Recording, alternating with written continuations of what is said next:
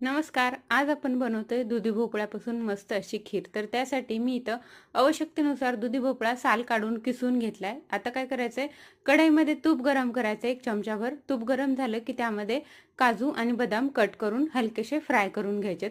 काजू बदाम फ्राय झाल्याच्या नंतर यामध्ये आपल्याला 2 चमचे ओलं खोबरं घालायचे.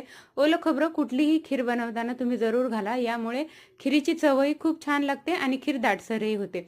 ओलं खोबरं हलकंसं भाजून घेतल्याच्या नंतर त्यामध्ये आपण किसून घेतलेला दुधी भोपळा घालायचा आहे. तोही आपल्याला 2 मिनिट परतून घ्यायचा आहे. तर पाहू शकता दुधी भोपळा छान सॉफ्ट झाला होता. त्यामध्ये आता आपल्याला आवश्यकतेनुसार दूध घालून हे भोपळा आणि दुधाचं मिश्रण जे आहे ते 5 मिनिट आपल्याला छान शिजवून घ्यायचं आहे.